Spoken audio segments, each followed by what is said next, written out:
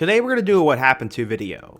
There was a player in this past portal who had nearly 7,000 yards, was the best quarterback in Toledo football history, had mixed NFL attention, was a top 10 transfer quarterback, and was even named a first-team all-conference player over future NFL player in Curtis Rourke. DeQuan Finn was supposed to be a guy who helped Baylor football and could probably go off and be a day 3 draft pick. He had spent over half a decade in college football, but unfortunately things blew up in his face. It never quite worked out at Baylor, and this star quarterback not only didn't make it, but sort of lost his legacy, and will have one more chance to fix things this upcoming fall. In today's video, I want to do a spotlight on DeQuan Finn, and talk about how the low-ranked recruit ended up becoming a big name, and what happened to him. But before we get started, if you're a big fan of college football, be sure to subscribe to the channel, leave a like if you want to support today's video, and let me know what player, team, topic, or situation I can cover next. Now let's get started, and talk about what happened to DeQuan Finn. So in order to understand how Finn got to this point, we first need to go back in time. He ended up growing up in Detroit, Michigan, and football was in his cradle when he was a baby, as his father played tackle at Wisconsin, and his mom had him working on 3- and 5-step dropbacks in the backyard. Finn said, quote, "It just comes from my background." It would be nice to say that Finn was an immediate prodigy the moment he stepped onto the football field when he was 5 years old, but that would not be the case. He ended up playing center and linebacker as a member of the Southfield Ravens, and Finn felt he lost a bit in his first year playing. He said, quote, "I didn't know what I was doing," with a grin. "I was just out there playing." Still, Finn loved playing enough that he stuck with football. In his second season, Finn found his first opportunity to play quarterback, and that set him on the path he is today. Finn said, quote, "They had seen I could throw the ball for real, and was like, oh my goodness, he's nice. They just put me in at quarterback ever since." For Finn, that began a lifelong love of the quarterback spot. Since middle school, Finn had dreamed of playing quarterback at the college level, and thanks to his wide range of abilities, he did not go unnoticed on the recruiting trail. When Finn was just a freshman in the fall of 2015, Martin Luther King High School experienced one of its greatest seasons ever with Armani Posey as the quarterback. They went 14-0 and won a state championship on a thrilling last-second Hail Mary over Lowell. King at that point had won its second state title in program history. When Posey graduated after that season, it was Finn's turn to take over the reins in 2016, despite only being a sophomore. If anyone could feel expectations heading into that season, it was DeQuan. He said, quote, "We're used to winning, and we don't accept losing. That's not in our vocabulary, and we don't accept losing by any means necessary.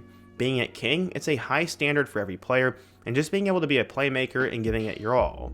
In fact, after his first season of starting at a high level of high school football, Finn received his first offer from Arkansas State. He said, quote, "I almost cried when I got my first offer. Somebody's giving me a chance and giving me an opportunity. That's all I ask for is the opportunity, and I'm going to make the most of it." More schools ended up coming calling, and Central Michigan began to recruit him pretty hard. Along the way, he built strong relationships with the Central Michigan staff, and by the time Finn's birthday rolled around, he was already committed to the Chippewas. He said, quote, "I felt as though Central Michigan was the school for me because I felt at home there. I felt as though I fit in their system, and they loved me back." At the time, he played alongside star running back Penny Boone, but 4-star Boone was headed to Maryland, so their paths would not be the same. As a senior, Finn was named the 2018-19 Gatorade Michigan Football Player of the Year, as he threw for 2,100 yards and 25 touchdowns, and also ran for nearly 1,300 yards and 21 scores. They ended up winning 41-25, and they ended up getting a state championship. Things would end up changing though, as Central Michigan would fire their head coach, and he decommitted and opened things back up. Toledo, which is where Finn attended his first high school football camp, ended up offering him. He developed a solid relationship with Rockets head coach Jason Candle. Though he began drawing interest from Power 5 programs, Finn felt Toledo cared about him more than other schools. In fact, while several schools focus on X's and O's, Candle emphasized developing him as a person. He said, quote, "They run a run-pass option at Toledo, so that will suit my style." At the last minute, he got some bigger offers though, as Cincinnati came and offered him last minute, but with his familiarity with Toledo and the fact he had already established a relationship, he was not going anywhere. According to 24/7 Sports, DeQuan Finn was a 3-star recruit, the number 27 dual-threat quarterback, and the 1,137th best player in the class of 2019. So how'd he end up doing at Toledo? Toledo has been one of the better Group of 5 programs over the last few years and has produced plenty of big-time coaches like Gary Pinkel, Matt Campbell, and even Jason Campbell himself. They've also had some decent quarterbacks, most notably Logan Woodside, and then big-time players like Kareem Hunt, Deontay Johnson, and most recently Quinyon Mitchell. Finn ultimately was on that same trajectory, as during his freshman season, he would get on the field a little bit, going 6 of 12 for 86 yards. He did fail to score a touchdown or an interception, and things wouldn't really change in 2020. Due to everything going on in the world, Finn ended up going 0 of 1. I'm pretty sure he redshirted. 2021, though, is when things finally started to fall into place for him, as he was now on his third year on campus, and in total, he threw for 2,000 yards with 18 touchdowns and 2 interceptions. He's also a threat on the ground with his legs, as he ran the ball for over 500 yards and 9 touchdowns. Remember people giving him some hype in 2021? As he finished out the season strong with 4 touchdowns in a win over Akron and 3 touchdowns in their Bahamas Bowl game against Middle Tennessee. 2022 is when Finn ended up becoming somewhat of a national name, as after his first 2 games, he would go on the road and play against Ohio State. He apparently dazzled everybody with his potential and athleticism, and he actually ended up having 3 touchdowns against the Buckeyes. While they lost 77-21, DeQuan Finn had a good game. From there, he'd continue on, as he had an insane stretch where he had 12 touchdowns without a single turnover in their next 3 matchups. Ultimately, he'd have a couple of bad games though, like 4 interceptions against Buffalo and then 2 picks against Western Michigan, but they would make the MAC championship game where they would beat Ohio, and then they would beat Liberty in the Boca Raton Bowl. In total, Finn threw for 2,200 yards with 23 touchdowns, and this time had 631 yards and 9 touchdowns. Finn probably could have entered the portal and found a bigger school, but he decided he wanted to come back.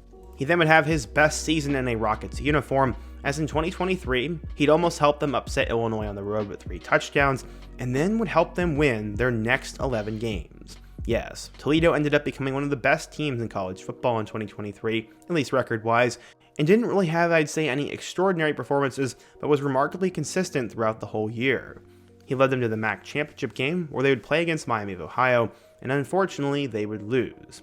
In total, Finn completed 63% of his passes, threw for 2,700 yards, had 22 touchdowns, 9 interceptions, and also ran for 500 yards and 7 scores on the ground. Finn had now been a 3-year starter who was both great through the air and on the ground, had now represented them in a couple of MAC championship games, and made them one of the best Group of 5 schools in the country. In total, he had over 7,000 passing yards, which was the 5th most in Toledo history, and also had 1,800 rushing yards with 25 touchdowns, and that was the most in program history by a full-time quarterback. By all measures, this guy was sort of historic, and one of the best players to ever step foot on Toledo's football campus. There's a small chance he could have gone off to the NFL and been a late-round pick, but most likely he would have been an undrafted free agent. Despite his loyalty to Toledo, everyone knew it was probably time for him to go. He decided to enter the 2024 transfer portal, and this was supposed to be his final season. He was considered a top 10 quarterback by some, but I believe finished at 11th on other sites, and some saw him as a potential NFL draft pick, but most people saw him as a solid starter at probably the Power 4 level, and many wanted to see what his full potential could be. So where would he go? Well, after entertaining a couple of schools, Finn would end up joining the Baylor Bears in the Big 12. They had just seen their quarterback Blake Shapen transfer over to Mississippi State, and the staff was looking for a replacement at the position, and now had an experienced signal caller in DeQuan Finn. In fact, one of the reasons he ended up at Baylor is because he felt the program's culture under head coach Dave Aranda was similar to the one he had experienced at Toledo under Rockets head coach Jason Candle. He said, quote, "It was the same principles that were at Toledo, treating me as a person first more than a player." Finn would ultimately battle it out with Sawyer Robinson, a former Mississippi State transfer, and they were locked in a fierce battle for the starting spot. This began in the spring and would continue in the fall, but Dave Aranda would eventually name DeQuan Finn the starter, and nobody was super shocked by this. Sadly, the season ended up not going according to plan at all, and for being one of the top transfers in the country, he just dropped off the face of the earth.